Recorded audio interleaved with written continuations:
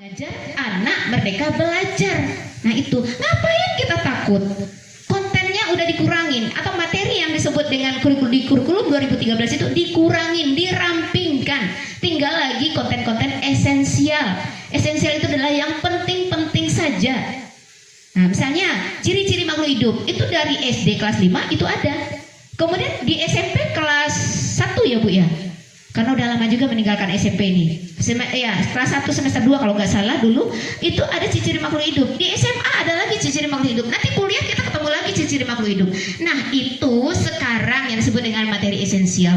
Nah sewaktu kita mengajarkan ciri-ciri makhluk hidup itu bukan berarti guru kita minta untuk bercerita. Apa sih beda makhluk hidup dengan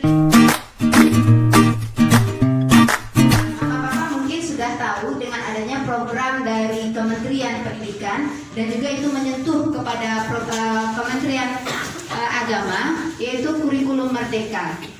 Nah, dengan kerjasama itu maka berubahlah status dari Pak Doni menjadi kepala sekolah, kemudian dari Bapak Ibu guru yang bekerja di mana berubah menjadi Ibu guru tentunya. Nah, makanya kita berharap kepada Papa Mama untuk bisa meningkatkan kolaborasi antara kita sehingga program sekolah kita ini bisa jalan dengan baik.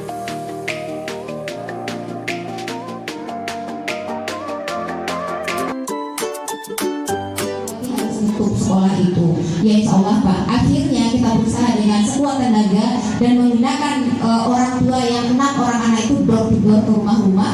Dan akhirnya kita dapat murid pada tahun kedua itu 36 orang.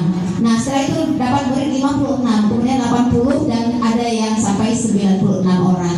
Kenapa kita hanya membatasi murid seperti itu? Karena memang kelas kita masih terbatas. Nah untuk ini sebetulnya kita sangat malu sekali Bapak berkunjung ke sekolah kita, karena kita adalah sekolah termiskin di Indonesia. Malah mungkin di internasional pun kita adalah termiskin. Kenapa demikian? Karena memang kita belum punya kelas yang representatif.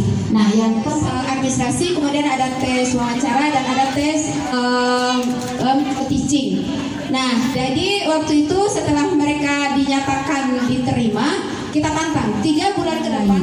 Katakanlah ada tenaga kebersihan. Nah, ini yang jadi jadi bahan pemikiran bagi kita semua. Anak dan lain sebagainya. Seperti itu adanya. Yang penting kalau kita oleh pengelola BOS apa yang boleh dibeli, apa yang nggak boleh dibeli. Nah di situ nanti ada persentasenya untuk sarana prasarana itu berapa persen, kemarinnya 5% ya.